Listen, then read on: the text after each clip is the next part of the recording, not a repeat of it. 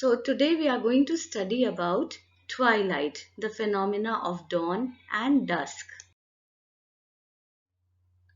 No place on the earth has an abrupt change from day to night or vice versa. There is a transition period between day and night, as well as night and day.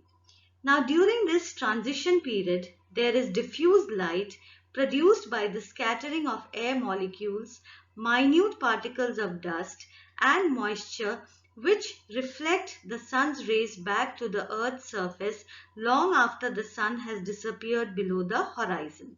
This occurs both before sunrise and after sunset.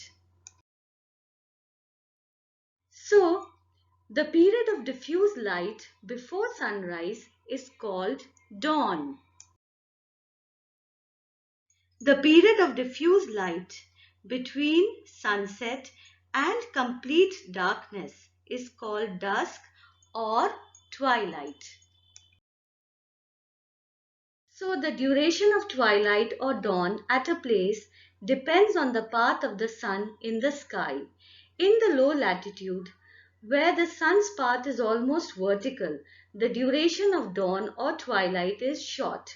The sun rises or sinks below the horizon rapidly because there the rays of the sun are vertical. In the higher latitudes, as also middle and high latitudes, where the sun has an inclined path at a low angle, the duration of dawn and twilight is long. Generally, twilight continues as long as the sun is up to 18 degrees below the horizon. Dawn starts from the time the sun is 18 degrees below the horizon and it continues till the sun rises above the horizon at sunrise.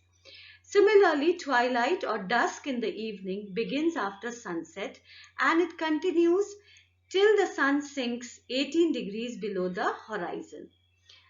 So, in the middle and high latitudes, there is a long period of twilight lasting for many days. And at the polar regions, it may last for nearly 7 weeks.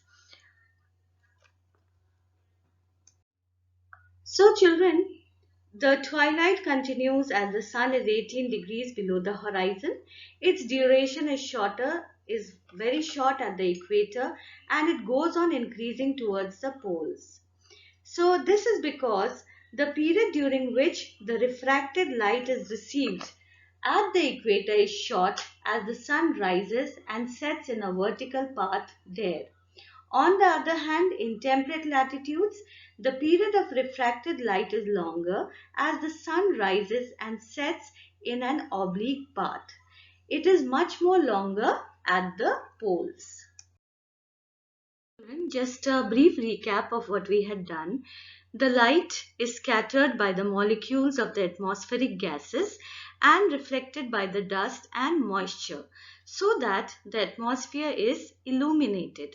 Such effects may be enhanced or increased by the presence of pollutants and other suspended particles such as those from volcanic eruptions, meaning the ash and smoke, the dust particles which are given out during a volcanic eruption, and forest fire.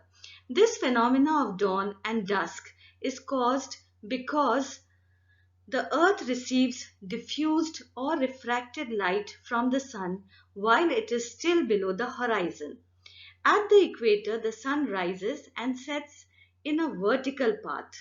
You know that the rays of the sun at the equator are vertical. Hence, the period between which the refracted light is received is very short.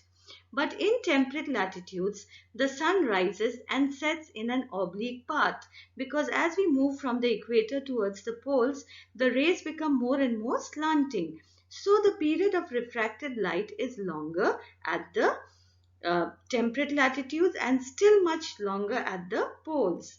So the duration of twilight is actually a function of the latitude.